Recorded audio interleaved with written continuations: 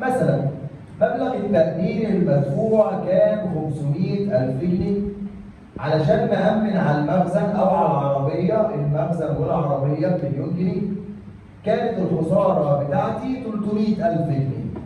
ما قداميش غير حلين، الحل الأول الحل الثاني. أحسب التعويض بمبدأ النسبية ولا أحسب التعويض بمبدأ التعويض الكامل؟ عندي طريقتين.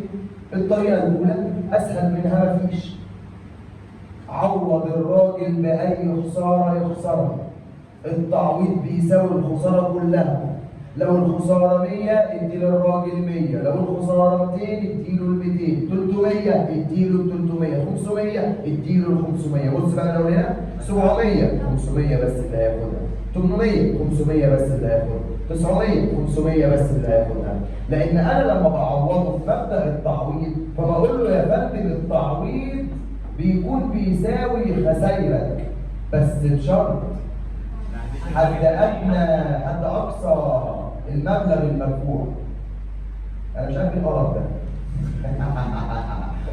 الخسارة بحد أدنى المبلغ المدفوع. خلاص؟ يبقى آخرك تتعوض بس باللي أنت دفعته بس. خلاص؟ يبقى هنا في الحالة دي التعويض بكام؟ مش الخسارة 300 يبقى التعويض 300. طب لو كانت الخسارة 650,000 في الحالة دي التعويض هيكون خلصت الجنب اللي هناك.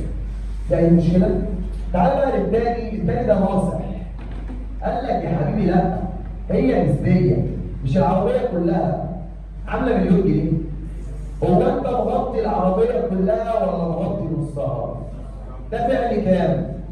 يبقى في نص متغطي وفي نص مش متغطي. في نص الخسارة وفي نص تاني ده انا معاك فيه. انت بتديني 500 والعربية بمليون، فانت مغطي نص العربية مش العربية كلها. ففي الحالة ديت انا ساعتها هعمل ايه؟ هقول لك هنا ده دلوقتي هندي لك نسبة من المبلغ على الشيء، فتبقى النسبة 500 على المليون، فتبقى النسبة 50%. كوباية شاي دي معلقة واحدة سكر، كوباية ازاز من غير نعناع. لا ده شاي ايه؟ حافظ الجملة بتاعتك، بس دي جملة بتتقال بقى في البلد. ايه ده؟ كوباية الشاي يا جماعة دي سر النجاح. نجيب لك حلو ينسوه وفي لايف تفهمين والله والله شربت شاي على رياض. ما ينفعش حاجه كامله ما تستوعبش. معلش يلا بطمن عليك يعني دي لازم تتظبط كده عشان العقل الكلام ده. خلاص يا بابا في مشكله في الرجاله. هنا قال لك مبدا ايه؟ مبدا النسبيه. يبقى في الحاله ديت انت مش هتدفع، مش هتاخد تعويض او تشتغل الخساره الخساره كلها. لا استنى، انت مغطي النص تاخد النص. يبقى في الحاله ديت الخساره او التعويض مش بيساوي الخساره. التعويض بيساوي الخساره بس همسكها واضربها فينا على مين؟ المدفوع على المبلغ نفسه او الشيء نفسه. المبلغ المدفوع على الشيء نفسه. طيب هو انت خسرت كام؟ مغطي بكام؟ بس هي الحاجه بكام؟ يبقى انت هتاخد كام؟ دي كده مساله وخلصت. لو كانت الفلوس عند شركه واحده. طب لو كانت ال 500 اللي انت دافعها متقسمه على 3 شركات مفيش مشكله. خد الفلوس وتعالى نتحاسب. يعني هو دلوقتي خلينا نعيد اول واحده تاني. او نقول مساله اهي في الحته ديت كده. مبلغ تأمين مدفوع عند الشركه س 200,000، الشركه ص واخده 100,000، الشركه عين واخده 200,000.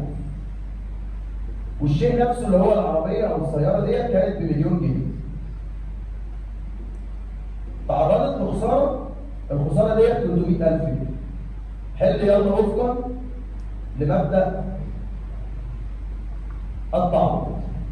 مبدأ التعويض عوض الراجل دفع هنا 200 ودفع هنا 100 ودفع هنا 200، يبقى المبلغ كله كام؟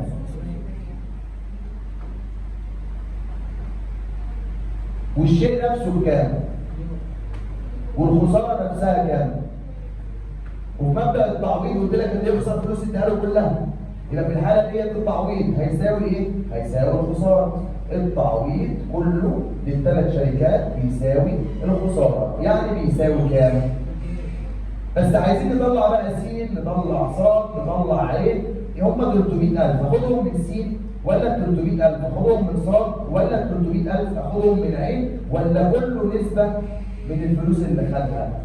نسبه من ال 500، نسبه من ال 500.